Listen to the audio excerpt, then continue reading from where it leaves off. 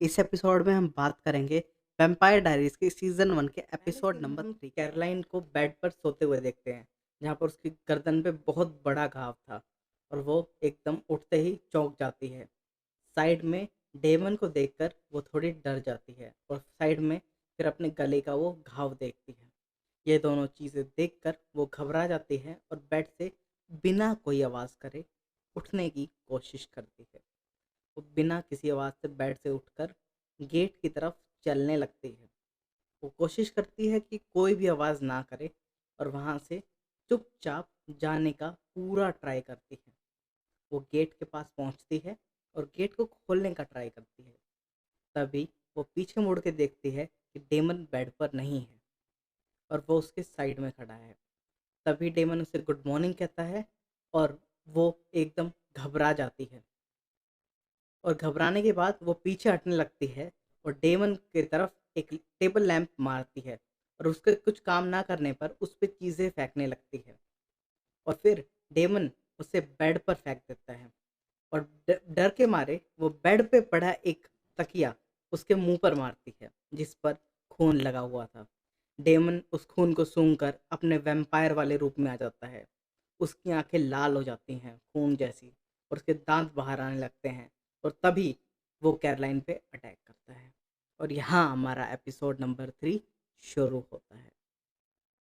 Next scene में हम mistake false के हाई स्कूल को देखते हैं, जहाँ पर बानी और अलीना बात करते हुए गाड़ी से निकलते हैं और बात करते हैं कि स्टेफन को टच करने पर बानी को बहुत ही ज़्यादा नेगेटिव फीलिंग्स आई, पर वो उससे कहना नहीं चाहती थी क्योंकि उसका नए बॉयफ्रेंड के बारे में वो कोई भी नेगेटिव व्यू रखना नहीं चाहती थी।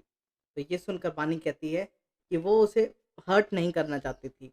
वहीं पर अलीना कहती है कि उसे हर्ट नहीं हुआ, वो जस्ट अपने दोस्त के रिव्यू जानना चाहती थी। तभी वहाँ पर स्टेफन आ जाता है। स्टेफन के आते ही स्टेफन सबसे पहले दोनों को हाय कहता है, बट बानी वहाँ से बहाना मारकर निकल लेती है क्योंकि वो स्टेफन के आसपास भी नहीं रहना चाहती थी। ये देखकर अलीना थोड़ी ऑकवर्ड फील करती है बट कहती है कि उसकी दोस्त थोड़ी शाय किस्म की है और यहाँ पर स्टेफन और अलीना एक साथ जाने लगते हैं। उसे टाइलर देखता है। टाइलर और मैट मैट अलीना का एक्स बॉयफ्रेंड दोनों बॉल से खेल रहे होते हैं और वहाँ पर टाइलर उसे बोलता है कि वो अजीब लग रहे हैं एक साथ। तभी मैट कहता है कि उससे कोई मतलब नहीं है। तभी टाइलर मैट के हाथ से बॉल छीनता है और डायरेक्टली स्टेफन की तरफ फेंक देता है, पर स्टेफन हवा की तेजी से मुड़ता है और बॉल को पकड़ लेता है, जिसको देख के सारे लोग एकदम हैरान हो जाते हैं, टाइलर, मैट और अलीना भी। फिर वो बॉल टाइलर की तरफ उल्टा फेंकता है, जिससे टाइलर एकदम हवा में उछलता है और पकड़ता है, जिससे उसको बहुत एनर्जी और शॉक फील होता है। ये देख के आसपास के सब लोग दंग रह जाते हैं। तभी कॉरिडोर में अलीना और स्टेफन जाते हैं। तभी अलीना स्टेफन से पूछती है कि वो फुटबॉल टीम का हिस्सा क्यों नहीं बनता। अमेरिका में रग्बी को फुटबॉल भी कहते हैं, तो उसका हिस्सा क्यों नहीं बनता।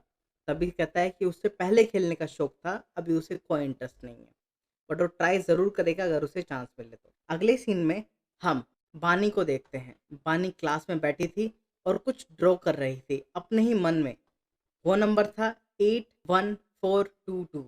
ये नंबर उसके दिमाग में बहुत बार आ रहा था। वो अजीब अजीब सी ड्राइंग बना रही थी, होली स्टैचूज और बाकी सारी सेटनिस्ट चीज़ भी बना रही थी। बानी को लगता था कि वो एक तरह की कोई विच है और हमें आगे जाके उसके बारे में और पता लगेगा। फिर हम क्लास में ध्यान देते हैं कि जो उनके हिस्ट्री टीचर है उन्हें पढ़ा रहे थे और वो अलग अलग क्वेश्चन क्लासमेट से पूछ रहे थे। वहीं पर हम देखते हैं स्टेफन और अलीना छुप छुप के धीरे धीरे बातें कर रहे हैं। ये उनके टीचर ने नोट कर लिया और वो अलीना से क्वेश्चन पूछते हैं और अलीना एकदम ध्यान से क्लास में टीचर की तरफ देखती है और क्वेश्चन सुनती है। तभी उसका टीचर उससे क्वेश्चन पूछता है प्रो हब, जिसका आंसर अलीना को नहीं आता था। तभी स्टेफन अलीना के नाम पे जवाब देता है, दिसंबर 1941। ये सुनकर उसका टीचर उससे कहता है थैंक यू मिस गलबर्ट। ये सुनकर पूरी क्लास हंसती है और वो कहता है एनी टाइम। ये थोड़ा खुशी भर माहौल बन जाता है। तभी स्टेफन कहता है कि वो डेट्स के मामले में बहुत अच्छा है, कि वो डेट्स को बहुत अच्छे से याद कर सकता है।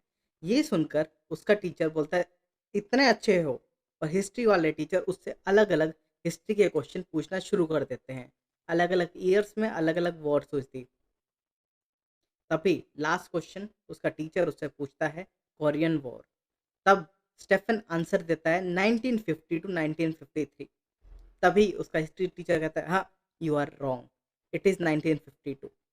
फिर स्टेफन उनको करेक्ट करता है और कहता है कि नहीं, 1953। तभी उसका टीचर उसे शकों की निगाहों से देखता है और दूसरे स्टूडेंट से बोलता है कि कोई भी अपनी बुक खोलो और डेट बताओ। क्लास का एक लड़का बुक खोलता है और डेट बताता है 1953। ये सुनकर पूरी क्लास हंसने लगती है और तालियां बजाने लगती है और टीचर उसकी तरफ देखता रह जाता है। ये सब देखने के बाद वो क्लास के बाहर आते हैं और अलीना पूछती है कि स्टेफन इतने अच्छे से डेट कैसे याद रख सकता है। तभी वो बोलता है कि वो क्रॉसवर्ड पजल्स ज़्यादातर प्रैक्टिस करता है, जिसकी वजह से वो ये सारी डेट्स याद कर पाया। अगले सीन में हम एक फुटबॉल ग्राउंड देखते हैं, या फिर कहें रग्बी ग्राउंड। अमेरिका में रग्बी को नियरली फुटबॉल की तरह ट्रीट किया जाता है।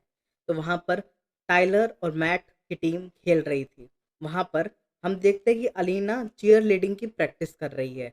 वहाँ अलीना बानी, जो उसकी बेस्ट फ्रेंड है, उसके साथ प्रैक्टिस कर रही थी और कैरोलाइन का वेट कर रहे थे, क्योंकि कैरोलाइन सबसे ज़्यादा रहती है इन चीज़ों में, बट आज वो यहाँ पर टाइम पर नहीं थी। तभी वहाँ पर स्टेफन आता है और अपने हिस्ट्री टीचर, जो उनके पीटी टीचर भी है, उनसे रिक्वेस्ट करता है कि उन्हें टीम में खेलने दे, और जो आज का मिसबिहेव हुआ उसके लिए वो सॉरी बोलता है। तो कुछ देर बाद उसका जो टीचर है वो उसे अलाउ करता है खेलने के लिए। और जब उसका टीचर अलाउ कर देता है स्टेफन को खेलने के लिए, तो स्टेफन चेंज करके आता है अपने रग्बी या क्या है फुटबॉल की यूनिफॉर्म में। उसी टाइम पे अलीना और बानी बात करते हैं। अलीना बानी से कहती है कि आज रात एक पार्टी है जिसमें बानी को आना पड़ेगा। बानी, वो और स्टेफन। तभी बानी मना करती है। तभी अलीना उसे फोर्स करती है आने के लिए और बानी हाँ कर देती है। वो कहती है कि वो स्टेफन से थोड़ा दूर रहना चाहती है और उसके दिमाग में एक नंबर है जो उसे बार बार रिपीट कर रहा है, और शायद आज रात कुछ गलत होने वाला है। बानी के ये सब कहने पे अलीना बिल्कुल भी यकीन नहीं करती है। और उसी वक्त वहां पर उसकी दोस्त कैरोलाइन आती है डेमन के साथ एक शानदार कार के अंदर। वो उसको देखकर हैरान हो जाता है कि ये डेमन को कब से डेट करने लगी।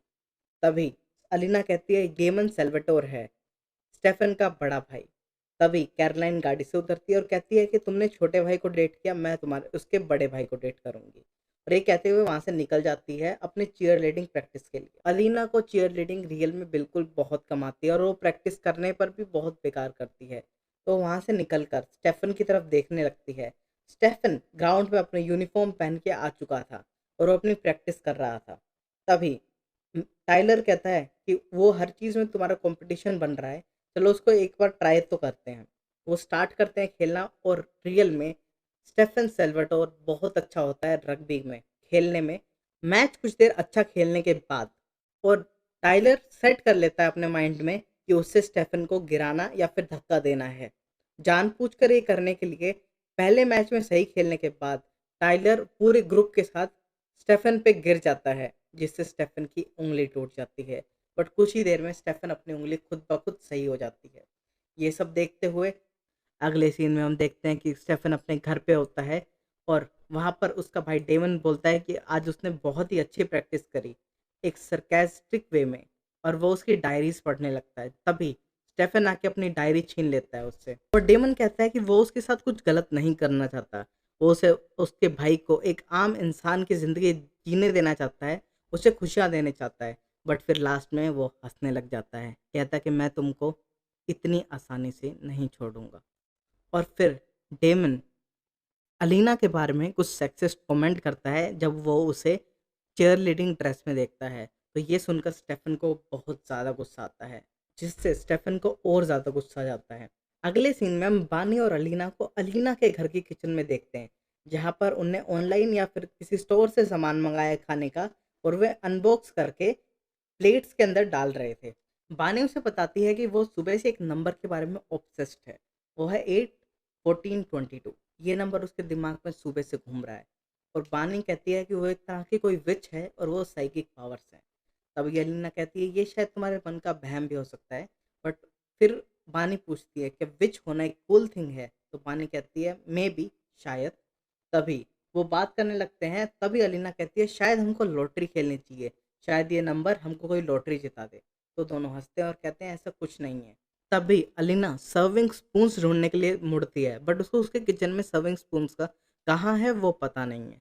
तभी बानी कहती है थर्ड वाले डेस्क में है। ये सुनकर अलीना थोड़ी हैरान हो जाती है और उसे थर्ड रो में ही सर्विंग स्पून्स मिलती हैं। तभी अलीना कहती है कि कोई जादू नहीं है, तुम मेरे घर पे कितनी बार कुकिंग कर चुके हैं साथ में, तो शायद ये नॉर्मल चीज़ है।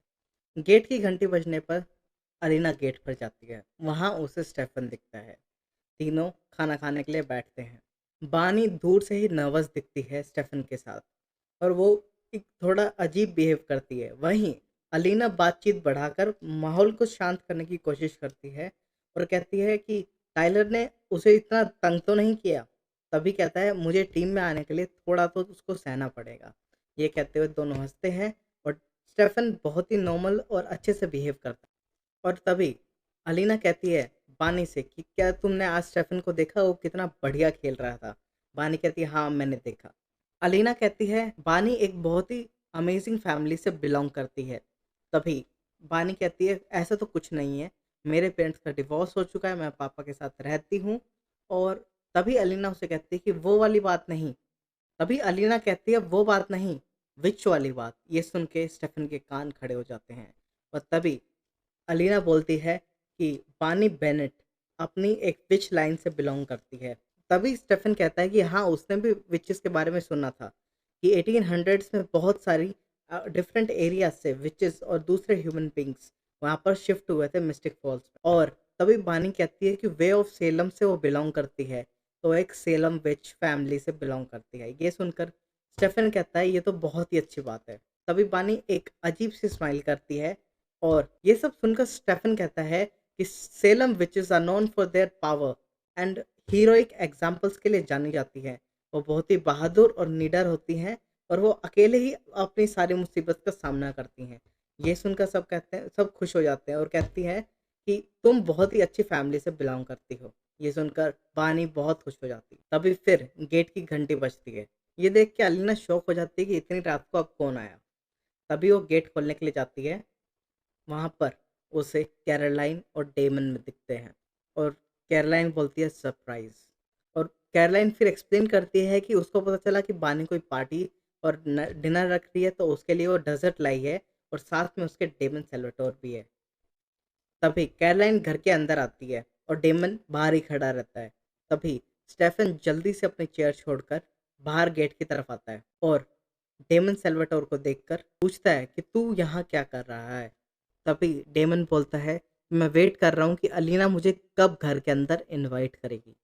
ये सुनकर स्टेफन को गुस्सा आता है और तभी अलीना उसे इनवाइट करने की कोशिश करती है। तब स्टेफन उसे रोक देता है और कहता है कि नहीं, रहने दो, कि वो घर के अंदर नहीं आ सकता। तभी कैरोलाइन पीछे से बोलती है अंदर आ जाओ ना। और तभी अलीना भी उसको घर के अंदर इनवाइट कर देती है। इनवाइट करते ही वो घर के अंदर अपना पहला कदम रखता है और घर देखकर कहता है कि अलीना तुम्हारा घर रियल में अच्छा है। तभी अलीना कहती है थैंक यू। सारा खत्म होने के बाद जितने भी यूटेंसिल्स थे उन सबको धोने के लिए अलीना किचन में जाती है। तब डेमन वहां पर आता है और उसको ग्लास पकड़ाने की कोशिश करता है, उसको छोड़ता है ग्लास को और फिर नीचे से कैच कर लेता है और अलीना को इम्प्रेस करने की कोशिश करता है। अलीना देख के खुश हो जाती है और उससे बात करना शुरू कर देती है। तभी अलीना डेमन से कैथरीन के बारे में पूछती है कि कैथरीन ने पहले किसको डेट किया था, स्टेफन को या फिर डेमन को। तभी डेमन कहता है कि ज़रूर ये क्वेश्चन तुम स्टेफन से ही पूछना, हम दोनों के आंसर शायद अलग हों। और वो कहता है कि तुम स्टेफन के चेहरे पे एक स्माइल लाती हो जो मैंने सालों से नहीं देखा। यह देख के अलीना और खुश हो जाती है और उससे बात करने लगती है। तभी अलीना पूछती है कि अब कैथरीन कहाँ है।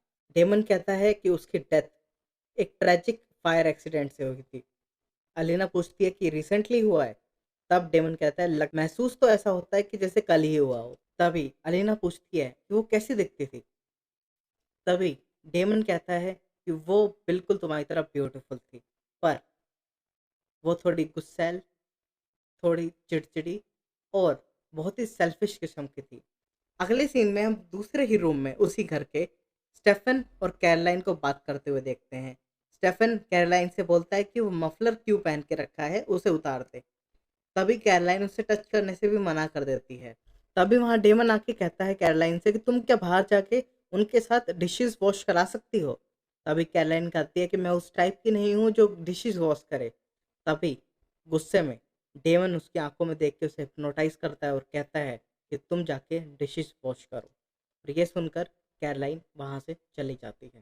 तभी स्टेफन समझाता है कि ये सब लोग तुम्हारे हिप्नोटाइज और तुम्हारे हाथ की कठपुतली बनने के लिए नहीं है। पर तभी डेमन कहता है कि ये सब मेरे हाथ की कठपुतली ही हैं। मैं इनके साथ जो चाहूँ जब चाहूँ कर सकता हूँ। अब तो मैं घर के अंदर इनवाइट भी कर चुका गया हूँ। तो अब मैं जो चाहूँ तुम्हारी अलीना के साथ, जो तुम्हारी छोटी सी चेयर लीडर है, उसके साथ कुछ भी कर सकता हूँ। अगले दिन अलीना रेडी होती है और उसने चेयर लीडिंग का सपना छोड़ दिया है। वो सिर्फ ऑडियंस बन के अपने बॉयफ्रेंड स्टेफन सेल्वाटोर का मैच देखने के लिए जाती है। वहाँ पर सब लोग ग्रिल कर रहे होते हैं, बात कर रहे होते हैं और पूरा माहौल होता है एकदम अमेजिंगली रग्बी का या फिर कहीं फुटबॉल का। वहाँ पर दोनों को एक ही कहते हैं। वहाँ अलीना स्टेफन से मिलती है। स्टेफन उसे एक ब्यूटीफुल सा पेंडेंट गिफ्ट करता है। वो पेंडेंट खोलने से दिखता है कि कोई फैमिली रिलेटेड और बहुत ही पुराना सा है, जिसको देखकर अलीना बहुत ही ज़्यादा खुश हो जाती है और उसे थैंक यू कहती है। तभी स्टेफन कहता है कि वो ज़िंदगी में पेंडेंट किसी को नहीं देना चाहता था अनटिल अब, जब उसे रियल में प्यार हो गया है अलीना से।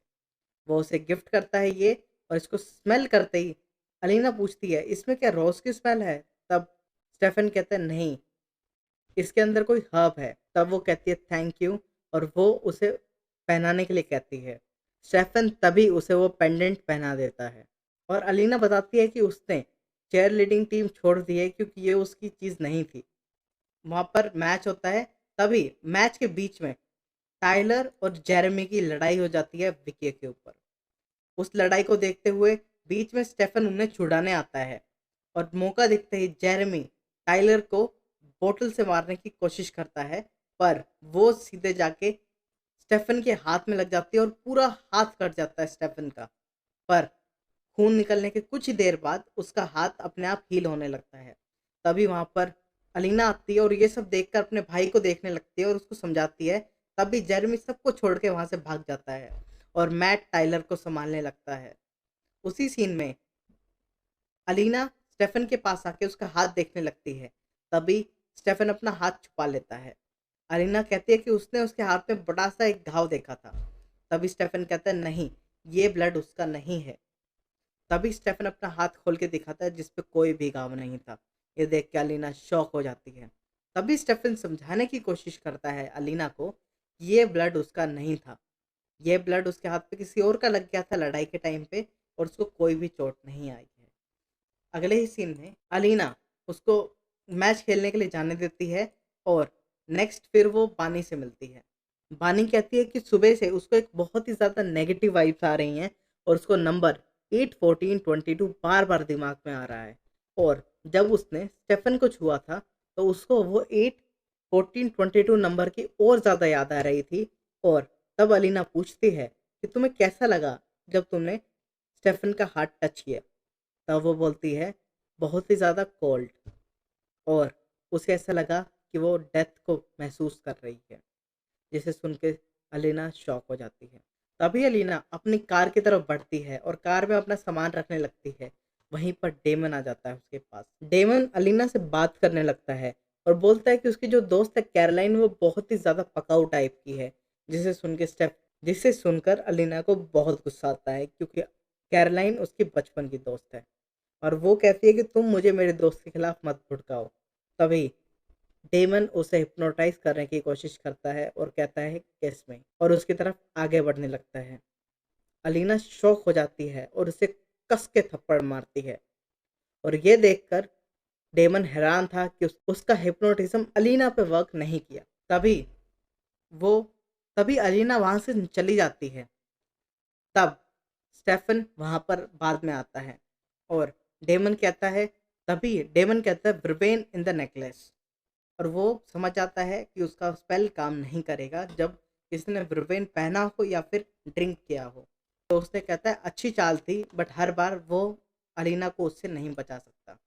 तभी स्टेफन उसे समझाने की कोशिश करता है कि उसके अंदर भी इंसानियत बची है।